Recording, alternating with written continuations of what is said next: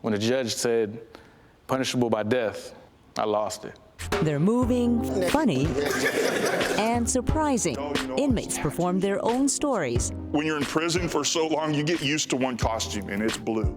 For one of the toughest audiences anywhere. We all look like Smurfs in here. Hello and welcome. I'm Thuy Vu. Tonight we bring you a KQED Newsroom special, Stand Up San Quentin. Many inmates at San Quentin State Prison are doing time for crimes like murder and assault. Most will be released back into our communities. Once known for its violence, today, San Quentin has some of the most innovative rehabilitation programs in the California prison system. Later, we'll talk with a victim's rights advocate whose husband was murdered. She'll share what she learns through volunteering in prison. But first, let's go inside San Quentin to hear from inmates who have been participating in a unique program, one that's helping them tell their stories in their own words.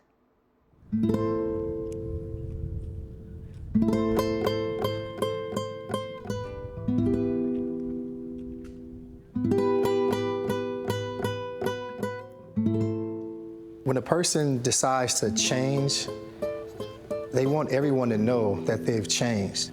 So it's important for them to get that out.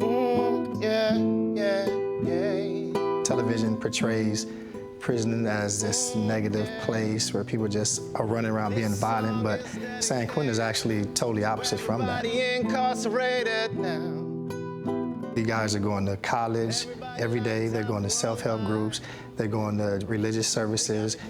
Everyone here is trying to get out of prison, not stay in prison. Count me down, G. All right, y'all, back in action, everybody. I got to San Quentin in 1984 via LA County Jail. And I was told that since 2012, we've been working on a storytelling project. And really, the overarching idea is to tell the hidden stories of life inside, told from the perspective of those who live it. As soon as I got out the bus, I got extra chilly and cold because I wasn't wearing underwear. See, that's how they transported us back in the day. Butt naked with a red jumpsuit on. So if the bus crashed or you escaped, you came out the jumpsuit, you'd be running around naked. This project was put together by the San Quentin media production team. I can't joke. I'm nervous. That's what this is. We all come up with these ideas and help the men edit the stories and present them. So I covered myself in tattoos of hate and violence. And it gives other guys who may sit back and not really want to be out on the spotlight, it gives them a little more courage to say, okay, well, I might be able to do that one day. And more than anything, that really scared me. I think it also makes vulnerability look okay. Because if you can be vulnerable in front of this group and tell your story, it's another way of breaking down the barrier. People was bullying me in school. And because I didn't want to disappoint my pops and get kicked out, I took it. And at that moment, I turned around and I walked away and a tear came on my eye because I thought, like, what I done got myself into. I hate mornings. There's nothing worse than waking up from your dreams to a cell whose 6x9 confines stretch into the horizons of your future. It's like waking up in a tomb. It's a reminder that to society, your family, your friends, to your high school sweetheart, you're dead. People have their own preconceptions about what people in prison are about. And I think these pieces break down those walls. It's more complex than what your prejudices are. We did a skit where I portrayed someone living an alternative lifestyle. And surprisingly enough, I really had the time of my life. I mean, I was on stage talking about, no, you didn't. Hold up, hold up, hold up. Now, I am all woman, honey, and still more than a man than you will ever be. Okay? People in prison are people. There are some very bad people, and there are some people who made some mistakes, but ultimately they're people, and they're as complex as you and I and the rest of society is. One thing I am not is some goody-goody who thinks he's a great guy now for taking all these groups at San Quentin. Because when I look at what I've done, which is commit 2 murders, I know I can never call myself a great guy. I've taken lives. I've hurt 2 families in ways that I can never fix. I've hurt my family, my community. So calling myself a great guy just isn't possible. People, we work hard to change our lives. We want to be different. We don't want to be that same person that we used to be. It taught me to connect the pain in my mom's cries to the cries of my victims' families. Now, 21 years later, my incarceration, I'm here to help everybody tell their story. It put me on a path to see these painful truths about myself, but it also showed me that being able to change my life isn't just a mandatory part of my sentence. It's a blessing, which does not make me a great guy. It's the best that I can be. Thank you. By my way, yeah. By my way, yeah. By my way, yeah.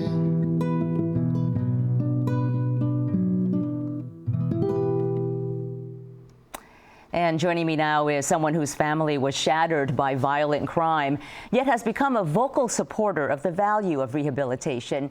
Deon Wilson is with Californians for Safety and Justice, a policy advocacy group. Deon, welcome. Thank you. I was watching you while you were watching that piece, and you were so visibly, deeply moved. You yourself are a passionate advocate for rehabilitation. Mm-hmm. How you got there, though, has been such an unexpected journey. Your husband, Dan Namey, was a police officer in San Leandro. Mm-hmm. Then one night you got a knock on the door. Can you tell us about that night? Yeah, so Dan was, he was answering a routine call. Some guys were out in front of an apartment complex. One of them, Irving Ramirez, had a searchable probation because he had been cycling in and out of the system for some time. And he had 2 guns and drugs on him. And so instead of running or going back to jail, he decided to shoot my husband. And he shot him 7 times. Mm. You made a powerful statement to the jury. What did you say about Irving Ramirez? I said he was a monster and that he deserved to die. I wanted him to burn in hell. I was so angry. I was full of rage and vengeance, and I didn't know what to do other than I just wanted him to suffer as much as I was suffering. And yet you became involved in working with prisoners. Why? Well, after about 4.5 years of feeling that way, I became so exhausted. I couldn't do it anymore. It takes a lot of energy to hate like that. And I wore myself out. I couldn't do it anymore. And I needed a different path. And I was, a lot of things happened in between, but I was introduced to Insight Prison Project, and they invited me to go inside of a prison and share my story with people who had committed murder. And I thought, oh, this is my chance. I'm going to tell them, you know, all of the consequences of their actions. And when I sat there with people who had caused this level of harm and then told them my story, and they cried with me, I could tell that there was something going on there that was so far beyond what I thought was possible. And I was looking at transformed people, and their stories helped heal me. So what is the single biggest life lesson, would you say, you've learned through your work with inmates? Well, I think the biggest lesson is that people are redeemable.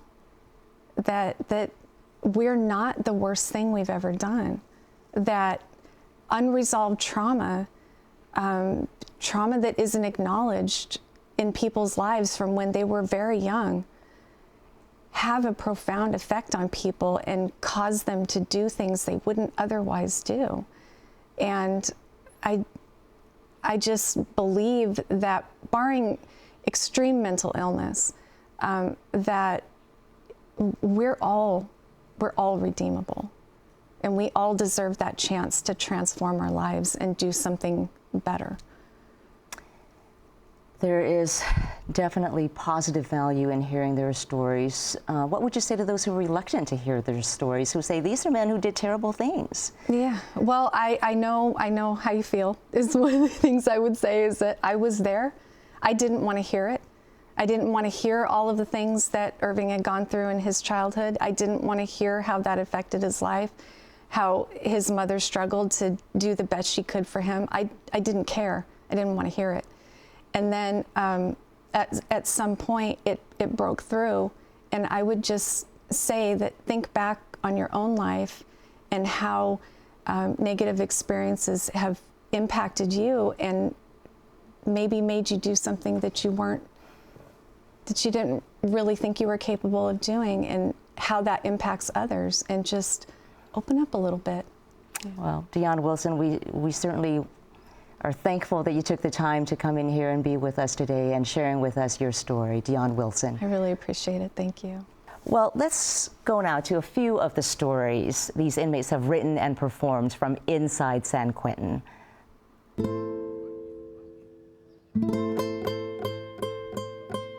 Hello, ladies and gentlemen. My name is Azrael Big Az Ford, and this is my Life of the Law speech. I grew up in a community of Southern California where drugs and crime ruled the day. And by the time I was 21, I can recall every one of my friends had been to prison already.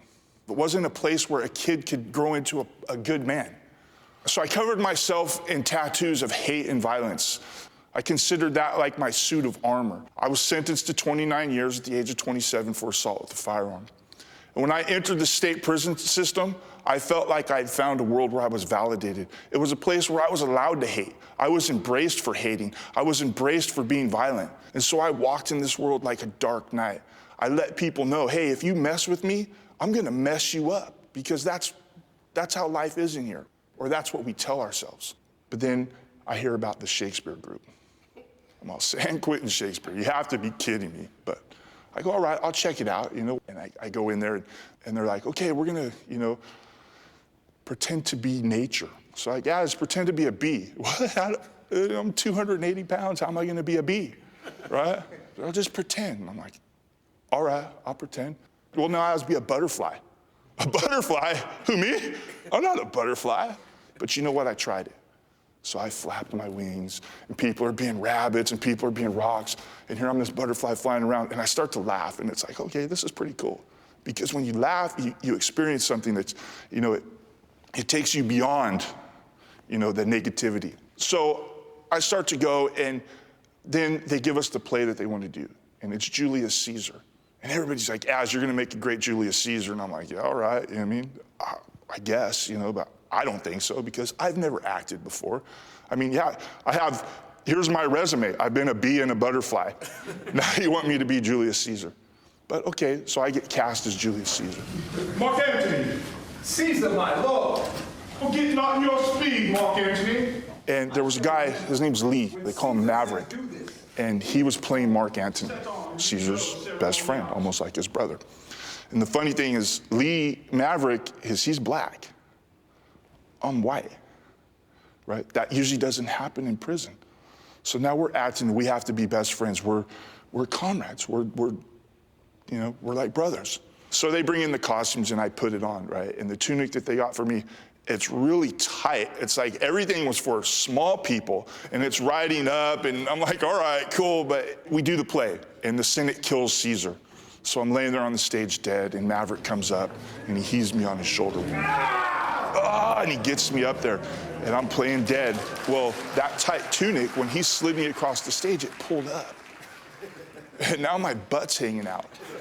And I can't do anything because I'm supposed to be dead, and that's, you know, acting's an art. You have to be dead when you're dead. So I'm over Maverick's shoulder, and he carries me out of the chapel, and you hear this laughter, and it's like, they're not laughing at me. Like, they're laughing at what we're giving them, what we're sharing with them. We're making these people feel good, you know, which is something that, you know, people don't really expect prisoners to do. And it was at that moment that I realized, like, hey, you know what? The goodness is back. I found it. You know what I mean? I found it in myself, but I've also found it in the community at San Quentin with the men who, you know, they inspire that in each other. They're bent on reaching that goal. You know, they want to be good people again. They want to give back. And it was just like, I looked at the people that had acted in the Shakespeare with me, and I saw their beauty. I saw those roses. So if we'd all just take time to just nurture that rose that's within us, we could all just be beautiful flowers. Thank you.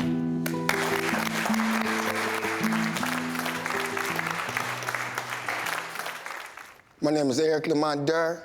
I got to San Quentin in 1984. Now, it was told to me that San Quentin was one of the most violent prisons in California. And all I need to know was safety first, keep my head on the swivel, and as soon as I get situated, get a knife. Now, a lot of guys tougher than me didn't make it. A lot of guys weaker than me didn't make it. A lot of guards didn't make it. After running with the fellas for so long, with my bad behavior and actions, my non-humanitarian thoughts, I got lucky. I got transferred. I made my way around to all the other different prisons. Now I'm back to the 2016, the more rehabilitative San Quentin. They have volunteers coming in teaching nonviolent conflict resolutions. It taught me the word stop, S-T-O-P, stop, think, observe, and process situations. Situations that can become nonviolent, situations that are already violent, how not to overreact. Boy, I love you white people coming in and teaching me this stuff. I love it. Now, in here, we live in a closet. A one-man closet with two men in it. A sink, a toilet, no window. We all get them guys sometimes that don't want to go nowhere. They move in the cell, they just want to stay there. 24 hours out of the day, they just want to be there. Now, they moved me with this cat. He tell me, let me tell you something about myself. I said, go ahead. He said, I don't do self-help. I don't go to the yard. I don't work. When I go eat, I come back. When I go to the doctor, I come back. When I go shower, I come back. I said, well, what about me? Don't I get some me time or something? He say, get it any way you can. Now, the old me at that precise moment, I'd have just slapped him. I'd have just initiated contact. You know, no matter who he was, who he knew, I'd have just initiated the get down. But the new me, the soft Eric Lamont Durr, looked at him and said, do you like football? He said, yeah. I said, I like football too on Sundays. I said, but when I watch football naked. And while I'm watching football, I eat nachos naked. I call it Naked Nacho Sunday. You should have seen his face. He looked at me like, uh-oh. So at that precise moment, they said, chow time, that means go eat. So I went to go eat, and when I was coming back, one of my boys was coming down the tier, and he said, hey, Dirt, didn't you move in 79? I said, yeah. He said, you moved in with that cat that don't go nowhere. I said, yeah. He said, well, I just looked in there, and nothing in there but your stuff. I said, well, there you have it. He said, have what? I said, I guess he went somewhere. Nonviolent communication. Now, I'm so dedicated to nonviolence, the new Eric Lamont Durr, you know, you got all those websites out there. I'm gonna get me one. www.who knows crime better. Ask the convict, the new Eric Lamont Durr. Thank you.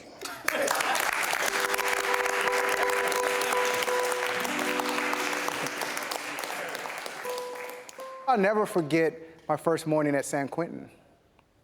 So it's breakfast time, and I step into this chow hall, this noisy chow hall, and I'm wondering to myself, what the hell do all these people have to talk about at 5 in the morning? This correctional officer, he says to me, how you doing this morning? At first, I give him a double take because I think he's messing with me. I just don't have the precedent to process this kind act. In High Desert, a maximum security prison where I did most of my time, an officer would just never ask me how I was doing. It just didn't happen in that environment. But I'm looking at this guy as I'm moving through the chow line, and he's nodding, he's kind of encouraging, and I realize this guy is serious. He really wants to know how I'm doing. So I tell him, I'm like, I'm good. You good? He's nodding his head, thumbs up. He's smiling, I'm smiling. I move ahead in the line and move into the next section of the chow hall. The encounter ends. But the smile continues. See, this officer, he probably didn't know it, but because he took the time to connect with my humanity, when he didn't have to. I suddenly felt inspired to connect with everyone around me. I asked more people that day how they were doing than I had asked since I've been incarcerated. And I learned something, the power that an individual has to change the world with something as small as, how are you doing this morning? See, because his words, they lifted my mood. And because I was happier throughout the day, I was kinder. And so I envisioned this cycle where my kindness makes someone else kinder, which makes someone else kinder, which lifts someone else up until we're all smiling on top of the world. Now, I don't want to represent that all correctional officers are humanitarians, because they're just not. But I also think it's important to note that this wasn't just like a fluke. See, I live in West Block on the 4th tier, and every night I hear this officer as he's walking down the tier at last count time. And the reason why I hear him because he's stopping at guys' cell, asking them about their day, and he's just doing the things that human beings do when they want each other to know that you matter. And so every night when he comes by my cell, I stop whatever I'm doing, whether I'm watching TV or reading a book, and I'm like, good night, brother. And he continues with the count, getting ready to go home to his family, but before he leaves, he says, good night, brothers. Gentlemen, lady, good night.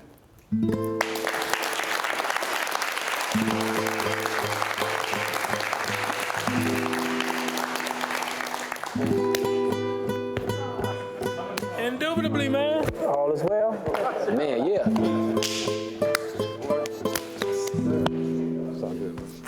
And I'm joined now by the founder of the San Quentin Prison Report, which helps inmates tell their own stories, like the ones we just saw.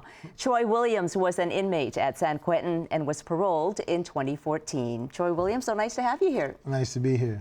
Well, you know every one of those men we just saw. You were there yourself at San Quentin. What is it like to watch them tell their stories? My heart goes out. I see a bunch of men who deserve a second chance, who need another second chance and seeing so much that they could contribute out here. And you spent nearly 20 years of your life in prison. Yes. And you're getting a second chance now. You Absolutely. Participated in many rehabilitation programs while you were there. Was there a single turning point while you were on the inside? I wouldn't say a single point. I think it was a slow turning for me, being able to watch other men be examples, to see people come in and offer me a new set of tools, and watching certain people in administration who walk with integrity. I think there were all moments that allowed me to really reflect on my life a lot deeper. What were some of the tools that the rehab programs gave you? Well, one is really just the ability to look back, the ability to reflect on moments of my life when I didn't make the right decision, and having the courage to sit in that moment and just look at it. Like we call it sitting in the fire. So I can just sit in this moment and just take a look at how I behaved and what I wanted to do different, and knowing that I could rewrite that. You were paroled about 2 years ago. What has the transition been like for you to life outside prison? Well, it's beautiful to be home. I'm so happy to be here. It's been a roller coaster ride, right? Not every day is you know, a great day, but my worst day out here beats my best day ever inside. And so I'm have the ability to change, the ability to influence change, and that's what drives me. That's what pulls me every day. What are some of the challenges that you face every day? I think just dealing with my own mindset, right? Overcoming the triggers, overcoming things that used to get in the way in the past, right? What would some of those things be? One, I'm the kind of guy who it was very difficult to ask for help, to ask for support, right? So just having the strength to know that when something is going on with me, not to be the guy who sits up and says, oh, I'm good, it's all good. But I can actually ask for help, and to know that I have a very strong support system out here. What motivates you to do this work, to tell these stories and to do outreach and to really be in a situation where there's some reconciliation and redemption? I really look at all the people that I hurt, not only just the victims of my crime or the wrongs that I've done, but I look at how I even hurt my own children, how I hurt my own mother, the things that I put them through, and how I wasted my own life, and never wanting to see another kid who at the age of 13, just because he's looking for somebody to love him, he decided to join a gang, right? That motivates me. Like, that pulls me every day. I know I can't go back and rewind the clock for me, but I can certainly try to influence the clock for somebody else. What are you up to these days? What are you doing now? I am in juvenile facilities working with young people, developed a program that I utilize in there. I'm also doing media work. I continue to produce film and radio out here, and the hope is to stay connected to San Quentin and the men inside who want to tell their stories and help the formerly incarcerated continue to tell theirs. And what's the biggest value for you in making sure their stories are public? The public gets to see me for who I am. The public gets to see a side of life that they don't get to see. Certain media likes to just exploit fear, and that's not who we are. Like, we're people, we're human. We go through things for reasons. All right. Troy Williams, thank you for your insights, and thank you for being here today. Thank you. For all of KQED's news coverage, please go to kqednews.org. To end our program, we're going to hear an original song, Dream of Freedom, written and performed by Grammy-nominated songwriter and musician David Jossi. Jossi is currently serving a sentence of 15 years to life. I'm Thuy Vu. Thanks so much for watching. This song is dedicated to everybody incarcerated now. Everybody locked up worldwide, yeah. They got me dressed in a paper suit, shackled on a gray goose, looking out the window, wishing I could cut these chains loose. You know what California State do? Tamper with the evidence to make the jury hate you. LA Times articles paint up a different picture. Don't believe the hype they type just to convict you. DA's coaching the witnesses to switch the testimony up. You stuck, they gon' get ya. Murder was the case that they gave me. No Johnny Cochran, a dream team to save me. Falling to my knees, asking God for forgiveness. Tears falling down my face as I'm studying the scriptures. Praying for the man that lost his life in this tragedy. Praying for my son growing up without his daddy. They say that God talks to us in a dream, so when I wake up, I just trying to figure out what it means. Freedom. I had a dream I could buy my way to freedom. I had a dream I could buy my way to freedom. I had a dream I could buy my way to freedom. Yeah. I said freedom. I had a dream I could buy my way to freedom. I had a dream I could buy my way to freedom. I had a dream I could buy my way to freedom. Yeah.